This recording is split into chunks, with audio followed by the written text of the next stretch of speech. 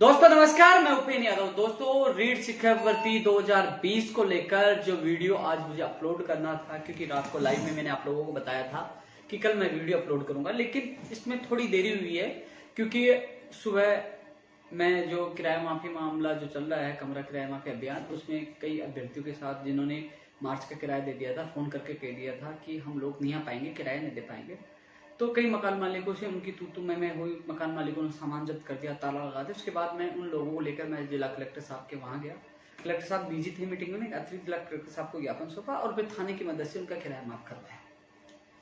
और उसके बाद सीएमओ से बुलावा आ गया। मैं सीएमओ खुद जाकर आज, और विभिन्न भर्तियां जिनकी भर्तियों का परीक्षा परिणाम जारी होना हो और जिनका परिणाम जारी हो गया, चाहे आप वरिष्ठ अध्यापक भर्ती 2018 का मामला हो, एलडीसी भर्ती 2018, संस्कृत विभाग है, यूनानी होम्योपैथी, जो तमाम सैनिक कल्याण बोर्ड है जिनमें नियुक्ति प्रक्रिया रुकी पड़ी है, उनका मामला हो, चाहे सांख्यिकी का मामला हो, तो अलग अलग जो लंबित भर्तियां उनको लेकर, नई भर्तियों को लेकर, उनकी विज्ञप्तियों को लेकर, आवेदन प्रक्रिया पुनः शुरू कराने को लेकर, फर्स्ट ग्रेड और एएन भर्ती उनके परीक्षा का परिणाम हो, तमाम भर्तियों के मामले मैंने आज सीएम सचिव साहब के सामने लिखित में मैं वहां सीएम में जाकर आज फिर दे के आया हूँ।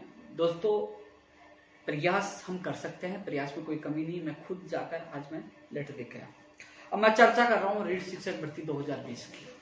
लोगों में असमंजस की स्थिति बनी हुई है। आजकल जो नए कई बेरोजगार आए हैं, जिन्होंने बीएड एसटीसी हाल ही में किए हैं, उन लोगों के क्या है कि एक बड़ा अभियान चल रहा है कि दोस्तों मैंने टेलीग्राम का लिंक डाला है, व्हाट्सएप ग्रुप का लिंक डाला है, फेसबुक का डाला है, आप इस ग्रुप में जुड़ जाए, और उन ग्रुप में जोड़कर उनको भ्रमित करने का काम कर रहा है। साथियों, वो लोग वही हैं, केवल सस्ती लोकप्रियता चाहते हैं, आपको गुमराह करना चाहते हैं, यूट्यूब के माध्यम से या अन्य वेबसाइट के माध्यम से आपसे पैसे कमाने की कोशिश कर रहे हैं। सत्यता आप जानते हो तो सत्यता के लिए हमारा वीडियो देखिए, आपको सच्चाई का पता चलेगी। रीट शिक्षक भर्ती 2020 की तैयारी करने वाले सारे अभ्यर्थी इस वीडियो को जरूर देखें और सत्यता जाने, तथ्यात्मक आर्ट, क्योंकि 2011 और 12 से हमारे संघर्ष की शुरुआत हुई है। मैं तभी की चर्चा कर लूं, 2012 में 39,000 से ज्यादा पदों पे भर्ती कांग्रेस सरकार ने निकाली थी, लेकिन उस समय आरटेट होता था। 31 जुलाई 2011 को पहले पात्रता परीक्षा की गई, राजस्थान अध्यापक पात्रता परीक्षा यानी कि आरटेट की एग्जाम हुई। उसमें 60% सामान्य श्रेणी और ओबीसी पुरुष और जनरल महिला और इनके लिए 50%, फिर 45% और 35 से जो 36% टीएसपी के लिए ऐसे छूट का दायरा रखा गया और 7 साल की वैधता रखी गई। 2 जून 2012 को उसकी एग्जाम हुई। पात्रता, जिन लोगों ने पात्रता प्राप्त कर ली थी आरटेट की, उसको 7 साल का सर्टिफिकेट मिला था, और वो पात्रता हासिल करने के बाद शिक्षक भर्ती अलग से हुई। उसकी हुई 2 जून 2012 को 39,000 से ज्यादा पदों पर। उसके बाद नियुक्ति प्रक्रिया प्रारंभ की गई। करीब सेकंड लेवल के कुछ अभ्यर्थियों को ज्वाइनिंग दे दी गई थी, और उस दौरान हाई कोर्ट की एकल पीठ में कोर्ट ने स्टे दे दिया कि आरटेट में जो छूट दी गई है कि जनरल कैटेगरी के लिए 7% और लोगों को जो 36 है टीएसपी को छोड़ो, उसके अलावा 40 तक दी गई थी, जिसमें विकलांग, दिव्यांग, ये जो सब लोग शामिल थे, तो 20% जो छूट दी गई वो गलत है, बहुत ज्यादा दे दी गई है, नियमों के विरुद्ध है। ये कोर्ट में याचिका लगी थी, कोर्ट ने स्टे दे दिया, तो कई लोगों की नियुक्ति प्रक्रिया रुक गई थी।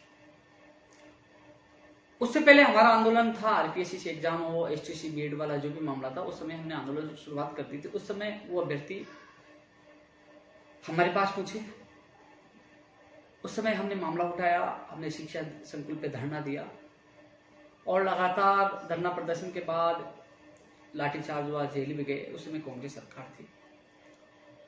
फर्स्ट लेवल वालों की ज्वाइनिंग रुकी पड़ी थी, उसके लिए धरना दिया, फर्स्ट लेवल वालों को ज्वाइनिंग दे दी गई, 60 से ऊपर वालों को। सेकंड लेवल वालों को 60 से ऊपर वालों को ज्वाइनिंग दी गई, लेकिन 60 से नीचे वाला मामला कोर्ट में अटक गया। वैसे हालांकि एकल पीठ ने 55% का निर्णय दिया था, केवल 5% का। धरना प्रदर्शन हुआ, अनशन हुआ, हंगामा हुआ। उस समय 2012-13 में चुनाव होना था। राजनीतिक गलियारों में चुनावी चर्चाएं का दौर शुरू हो चुका था। लगातार यही था कि अब चुनाव में कौन बाजी मारेगी, कौन सी पार्टी बाजी मारेगी। तत्कालीन भाजपा के सबसे बड़े नेता नेत्री माननीय मुख्यमंत्री पूर्व मुख्यमंत्री वसुंधरा राजे जी ने जब विवाद आरटेट का हुआ, मुझे आज भी याद है कि हम वसुंधरा राजे जी से मिले थे, हमने बात रखी थी, हमारा धरना प्रदर्शन, जब हमारे साथी अनशन पे थे, मैं खुद अनशन पे था, 13 दिन में उसमें अनशन रहा था, माननीय महेश जोशी जी ने मेरा अनशन तोड़वाया था।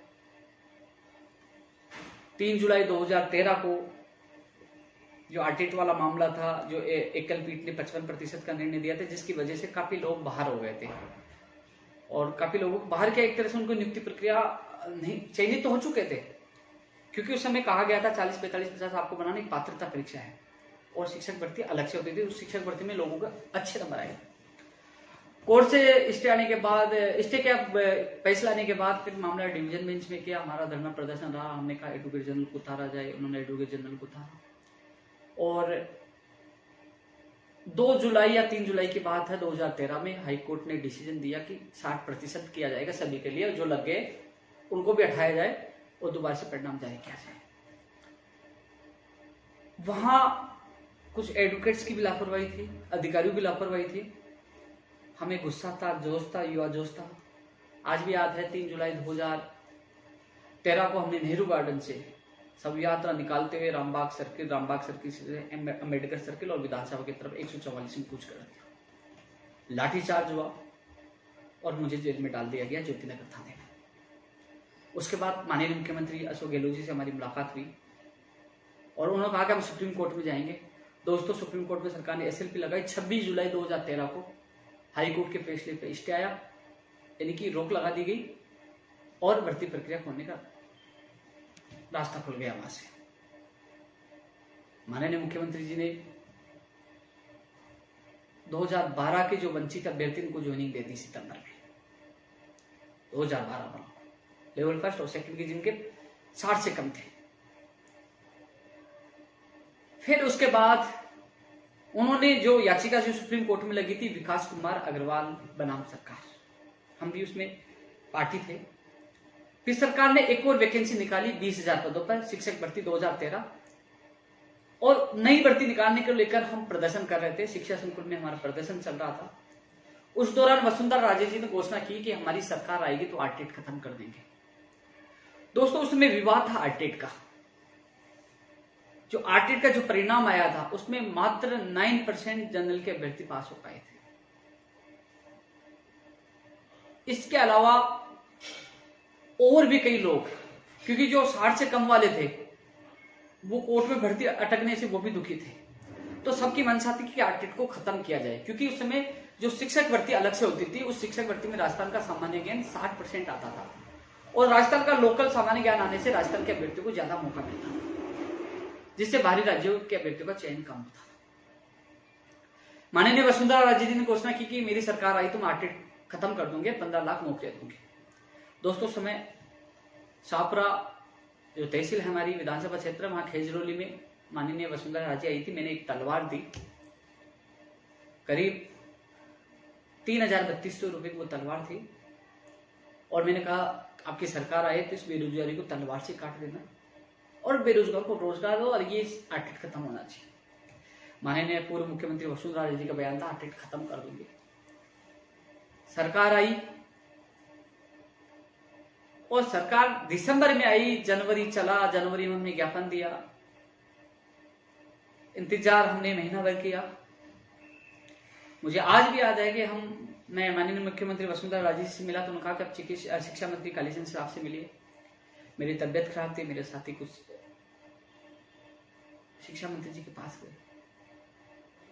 क्योंकि दोस्तों, थोड़ा सा मैं वापस बैक में जाना चाहूंगा, कुछ बात मैं बताना भूल गया था कि जो विकास कुमार की जो याचिका सुप्रीम कोर्ट में लगी थी, तो उसमें स्टे आने के बाद फैसला नहीं आया था, केवल स्टे आया था हाईकोर्ट के आदेश पर, तो वो नियुक्ति प्रक्रिया का रास्ता खुल गया था, लोगों को ज्वाइनिंग दे दी थी जो वंचित रह गए थे 2012 में।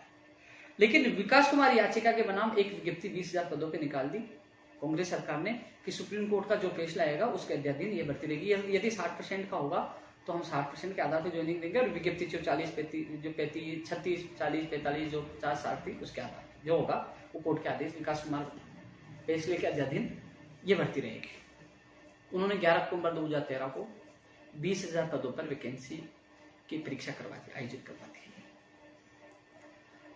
दोस्तों दिसंबर में सरकार का परिवर्तन हुआ, मैंने जो बताया समर्थन दिया, परिवर्तन हुआ।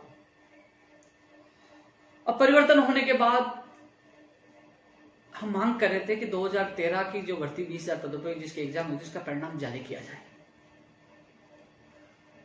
और उसको जारी करवाने की मांग को लेकर हम कभी लगातार ज्ञापन दे रहे थे। माननीय मुख्यमंत्री जी से मिले, मुख्यमंत्री जी ने कहा आप कालीचंद साहब से मिलिए। उस समय मेरी तबियत खराब थी, मेरे साथियों को कुछ को भेजा, तो उस समय मेरे साथियों के किसी गार्ड ने धक्का मार दिया, साथी गिर गया और उसने यहाँ ब्लड आ गया। उसने फोन किया कि मेरे साथ बदतमीजी हुई। मैं बीमार होते हुए भी वहां से उठा। उस समय मेरे पास बोलेरो गाड़ी थी, गाड़ी में बैठे और शिक्षा मंत्री जी माल्य नगर में थे, एक पुरस्कार समारोह था, वहां हम गए, स्टेज पे चढ़ गए, हंगामा करने लगे। तो उसके बाद भर्ती को लेकर अखबार में आए कि बेरोजगार स्टेज पे चढ़े, हंगामा हुआ, माइक से कोसाकसी झड़प, जो भी चीजें मीडिया में। उसके बाद माननीय शिक्षा मंत्री जी का बयान आया कि कुछ लोग मीडिया में आना चाहते हैं और जानबूझ के ऐसे कर रहे हैं। उल्टा उनका बयान आया, जोश था, गुस्सा आया, और दूसरे दिन ही वो तारीख थी 3 फरवरी 2014। दूसरे दिन ही हम 4 फरवरी को बीजेपी कार्यालय पहुंच गए और हमने माननीय शिक्षा मंत्री जी का पुतला जला दिया। पुतला जलाते ही युवा मोर्चा के कार्यकर्ताओं से हमारी झड़प हो गई, उन्होंने जलती हुई लकड़ियों से हमें पीटा, बेरोजगार। बड़ा हंगामा हुआ, कांग्रेस ने भी उस मुद्दे को उछाला और मैं जाके अनशन पे बैठ गया कि बेरोजगारों को पीटा। उसके बाद समझौता हुआ, मुझे बुलाया गया, क्योंकि बीजेपी को समर्थन दिया था, उनको लगा कि शायद हमारे साथ हैं, लेकिन सत्यात्मक यही है कि मैं किसी पार्टी से जुड़ा हुआ नहीं था। संघर्ष कांग्रेस समय से स्टार्ट हुआ था, बीजेपी की सरकार के आते ही संघर्ष स्टार्ट हो गया, समर्थन दिया था। उसके बाद कि 2013 का परिणाम हम कैसे निकाले, सरकार का कहना था कि सुप्रीम कोर्ट में भर्ती लंबी था, हम कैसे निकालते। चुनौतियां बहुत थी। फिर मैंने माननीय मुख्यमंत्री से मुलाकात करके, तत्कालीन शिक्षा मंत्री जी और एजुकेशन सेक्रेटरी से मुलाकात करके उनके सामने मैंने बात रखी कि आप 60% से ज्यादा वालों को ज्वाइनिंग दे सकते हो, नीचे वाले की सीट वैकेंट कर दीजिए। मेरी जो सुझाव उनको पसंद आया और उसने 60 से कम वालों की सीट वैकेंट कर दी। 60 से कम वाले मेरे खिलाफ हो गए कि उपेंद्र यादव 60 से ऊपर वालों को ज्वाइनिंग दिला दी, हमें भी ज्वाइनिंग मिल सकती थी, हमारे साथ धोखा किया। लेकिन उस समय मेरा फर्ज था, जिनको ज्वाइनिंग मिले उनको तो समय पे मिले, जो लटक गए तो वो तो वैसे भी लटक रहे थे, कम से कम उन लोगों के साथ गलत तो नहीं हो। लेकिन 60 से कम वालों को मैंने वादा किया कि मैं जान दे दूंगा लेकिन आपको ज्वाइनिंग दिला के रहूंगा, मेरा वादा है। और खुला चैलेंज दिया था मैंने कि मैं हिंदुस्तान छोड़ दूंगा यदि केस हार गया सुप्रीम कोर्ट से, तो मैं जीत कर आपको ज्वाइनिंग दिलाऊंगा। क्योंकि उस समय चर्चा यही थी सब जगह कि सुप्रीम कोर्ट 60% करेगा या 55 करेगा, विज्ञप्ति नहीं करेगा, 40-45 नहीं करेगा, कई लोग बाहर होंगे, लगे हुए बाहर। उस समय मैंने खुले में चैलेंज दिया था कि मैं हिंदुस्तान छोड़ के चला जाऊंगा, केस हार जाऊंगा। दोस्तों लगातार संघर्ष हमारा चलता रहा। शिक्षा मंत्री चेंज हो गए, दूसरे शिक्षा मंत्री जी आए, उनको घर में कैद कर दिया, छत पे चढ़ गए, लाठीचार्ज हंगामा चलता रहा, अनशन किया। पूर्व शिक्षा मंत्री, उस समय शिक्षा मंत्री तत्कालीन वासुदेव देवनानी, अरुण चतुर्वेदी ने एसएमएस में जाके मेरा अनशन तोड़वाया। लेकिन उस समय सुप्रीम कोर्ट में से सुनवाई तो या तो वकील नहीं पूछता या फिर धीरे धीरे तारीख बढ़ने लगी। फिर हमने एडवोकेट उतारे और हमारे बलबूते हमने सुप्रीम कोर्ट से केस जीता और 2013 और 12 के वो लोग आज भी नौकरी करें। 2013 वाले भी करीब 7-8 हजार लोग थे, वो भी उनको भी नियुक्ति मिल गई, जो कभी सोचते नहीं थे हम जीतेंगे। दोस्तों ये सारी स्टोरी मैं इसलिए आप लोगों को बता रहा हूं क्योंकि जब माननीय मुख्यमंत्री वसुंधरा राजे ने कहा था कि मैं आरटेट खत्म कर दूंगी, वो विवाद था आरटेट का। लेकिन माननीय मुख्यमंत्री वसुंधरा राजे जी को पता चला कि आरटेट तो खत्म हो ही नहीं सकता, ये एनसीटी का नियम है, पूरे देश में ये लागू है। तो कुछ अधिकारियों ने उनको ये कहा कि आप आरटेट की जगह अब शिक्षक भर्ती को खत्म कर दीजिए, तो आरटेट का नाम रीट रख दीजिए। जबकि उस समय हम तृतीय श्रेणी शिक्षक भर्ती के पक्ष में थे क्योंकि उसमें राजस्थान का सामान्य ज्ञान आता था। दोस्तों केवल आरटेट का नाम रीड कर दिया गया, आरटेट को खत्म नहीं किया गया और शिक्षक भर्ती को खत्म कर दिया गया, जिससे राजस्थान के अभ्यर्थी को ज्यादा नंबर आता था। हमने विरोध किया। 9 अक्टूबर 2015 को बीजेपी कार्यालय में 5000 व्यक्ति हम इकट्ठे हुए। हमने कहा कि रीट में सामान्य ज्ञान नहीं आएगा तो दस्ताने वालों को नंबर नहीं आएगा। जो जिनके पास 2012 का जो सर्टिफिकेट है वो जो लग चुके वो वापस आएंगे, नए अभ्यर्थी को मौका नहीं मिलेगा। और जो एनसीटी का जो सिलेबस है उसे तो हर किसी भी राज्य का व्यक्ति तैयारी करके लग जाएगा। 9 अक्टूबर 2015 को मेरे सिर फटा, 5 टाका है, बीजेपी का काम का हुआ। ये लड़ाई यही नहीं थमी। मैं आमर अनशन पे बैठ गया, आईसीयू में चला गया। तब वसुंधरा राजे जी ने कहा, बयान दिया कि हम लोग एनसीटी के नियम में बंधन में बंधे हुए हैं, हम लोग सिलेबस चेंज नहीं कर सकते, न सामान्य ज्ञान इसमें जोड़ सकते हैं। हमने एक एग्जाम का वादा किया था, वो कर दिया है, तो इसलिए सरकार पीछे नहीं हटेगी। उस समय रीट 2015 का आयोजन हुआ 7 फरवरी को। वो भी लटकती रही कोर्ट में, उसको हमने लड़ा, सबको ज्वाइनिंग दिलाई। 2016 में उसकी ज्वाइनिंग, 16-17 में उसकी ज्वाइनिंग हुई। उसके बाद 11 फरवरी 2018 को एक और एग्जाम हुई। उस समय जो फार्मूला था, आर्टेट पात्रता परीक्षा थी, लेकिन उसका 30% वेटेज, जो शिक्षक भर्ती के 70% दोनों को मिलाकर मेरिट बनाई जाती थी। 30% आर्टेट का और 70% तृतीय श्रेणी शिक्षक भर्ती, वो मेरिट बनाकर फाइनल मेरिट रिजल्ट निकाला जाता था। अब दोस्तों, लाठीचार्ज अनशन के बाद हमने सोचा, माननीय मुख्यमंत्री ने स्पष्ट कह दिया था कि हमारी मजबूरी है, हम एनसीटी के नियम चेंज नहीं कर सकते। उसके बाद 2015-16 भर्ती हो गई, 2018 वाली हो गई। अब बात चल रही है 2020 की।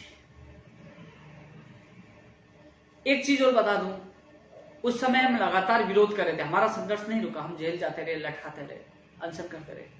हमने विरोध किया कि जो लग चुका है वो वापस उस प्रमाण पत्र से नहीं आए, क्योंकि हम विरोध कर रहे थे 12, 13 और 16 के सर्टिफिकेट से 2018 की भर्ती में आ रहे हैं। हम विरोध कर रहे थे बीए के वेटेज के लिए, कि बीए का जो स्नातक का वेटेज है, फर्जी डिग्रियां लोग लेके आ रहे थे, स्नातक की और एडिशनल डिग्री और बीए की। योग्य अभ्यर्थी जो 120 से 22 नंबर लेके वो बाहर जा रहा था, क्योंकि उसके बीए में कम थी। आज भी कई लोगों के 55, 60, 65 हो गई, लेकिन कई लोगों का 90-95% की डिग्रियां आज भी रखी है। 50,000, 60,000 डिग्रियां लेके आते फर्जी, और वो उसका फायदा उठाकर नौकरी पहले भी कई लोग कर रहे हैं, उनकी जांच हो गई, लोग फर्जी पाए जाएंगे, जांच नहीं हुई, और अभी भी वो उसका फायदा उठाएंगे। 7 जून 2018 को मैं जेल में डाला गया था। 18 या 19 है, अशोकनगर थाने में मैं जेल में डाला गया था। 18,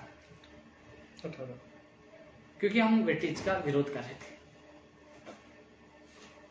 फिर एक सियासी रंग आया, शिक्षक भर्ती 2018 का मामला था। हाई कोर्ट पे सुनवाई, लगातार कभी सेकंड ग्रेड का धरना, अजमेर में अजमेर जाता, वापस वहां से हाई कोर्ट आता, और बहुत तरीके से, कभी जोधपुर लेवल फर्स्ट पे जोधपुर से स्टे आ गया। लगातार संघर्ष के बाद उस भर्तियों को कोर्ट से निकाला। चुनाव आ गए, दिसंबर में चुनाव होते हैं, लेकिन लेवल सेकंड तो सुलझा, लेकिन लेवल फर्स्ट में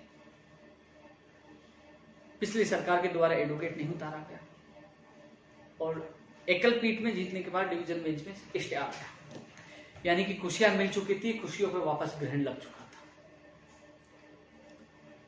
अब चुनावी माहौल में एक राजनीतिक मुद्दा गर्मा गया।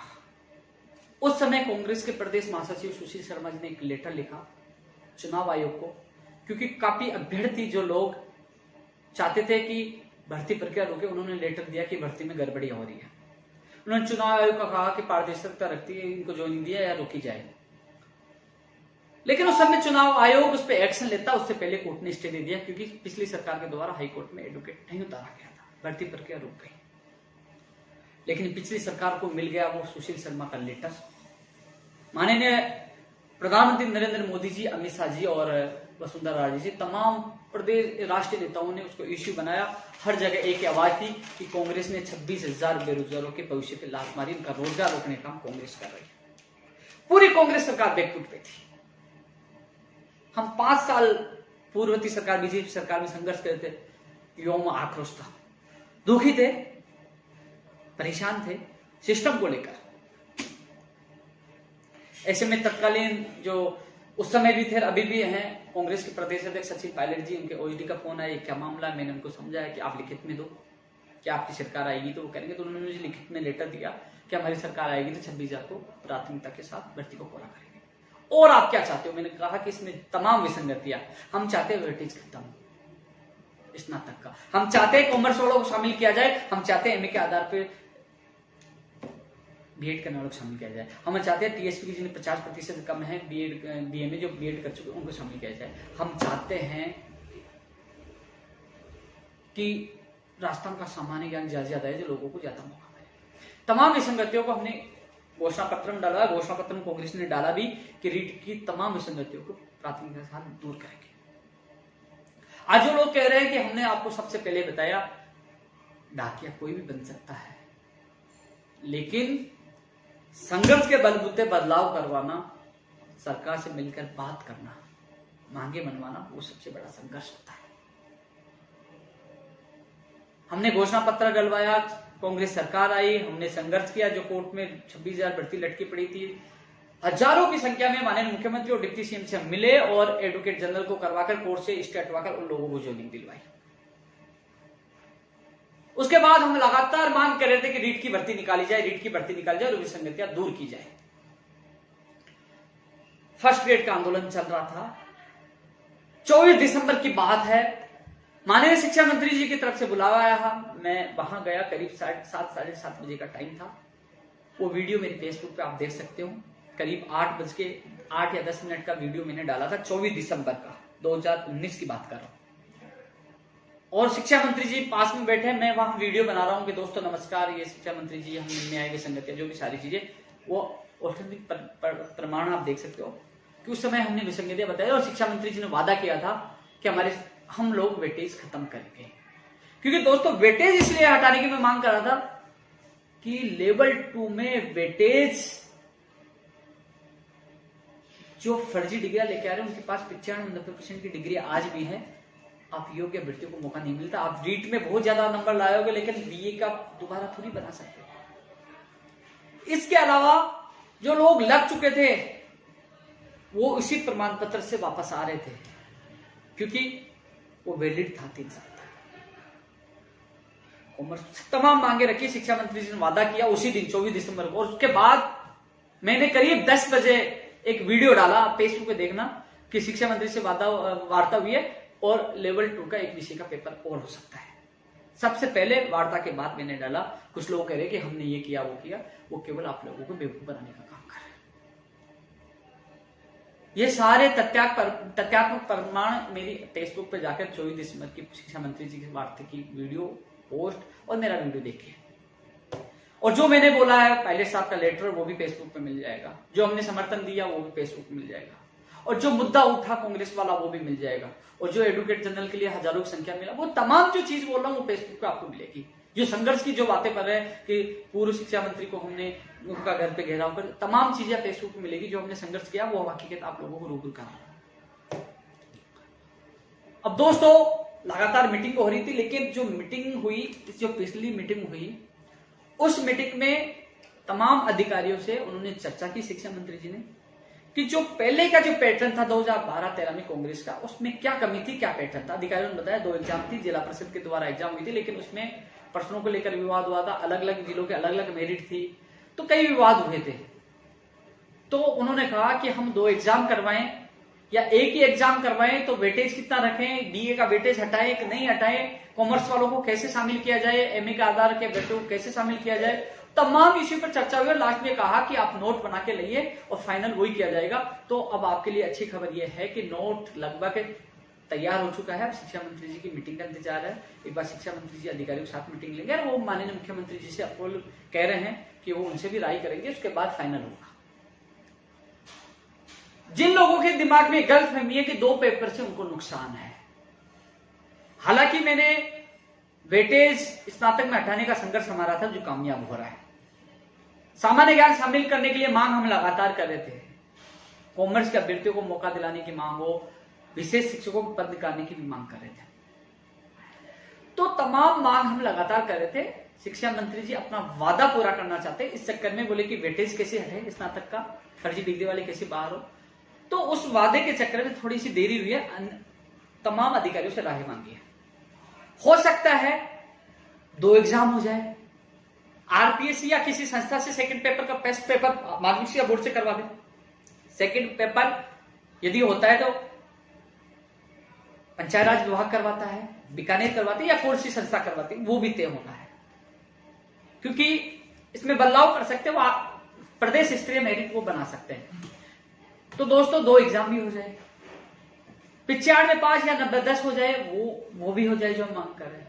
लेकिन एक चीज सामने आई थी, यदि हम लोग 2 एग्जाम करेंगे तो वो लेवल 2 का ही नहीं होगा, लेवल फर्स्ट वाले जो ये कई अभ्यर्थी कोर्ट में चले जाएंगे। हम करेंगे तो दोनों ही लेवल की 2 एग्जाम करेंगे। यदि पहले वाला ही पैटर्न लागू करेंगे 2012 और 13 वाला, तो वही 2 एग्जाम। तो अब फाइनल होना है। हालांकि कई लोगों के दिल में, कई लोग कमेंट करें भूपेन यादव 2 एग्जाम करवाना चाहते हैं, तो उन अभ्यर्थियों को बता दूं, मैं तो 2 एग्जाम नहीं करवाना चाहता। मैं तो चाहता हूं कि वेटेज समाप्त हो। मैं चाहता हूं कॉमर्स एमए के आधार पर बीएड करने वाले और जो टीएसपी के जो अभ्यर्थी सबको राहत मिले। मैं चाहता हूं राजस्थान का सामान्य ज्ञान ज्यादा से ज्यादा है, जो राजस्थान के अभ्यर्थी को ज्यादा मौका मिले। और ये चीजें, सारी चीजें 2 पेपरों में भी संभावना होने पर ही हो सकती है। इसके अलावा वेटेज 95 5 हो, सामान्य ज्ञान नहीं जुड़ेगा, वेटेज कम हो सकता है। अब कॉमर्स वालों कैसे शामिल करें, वो भी लीगल ओपिनियन ले रहे हैं। अब एक दिमाग से एक बात निकाल दूं,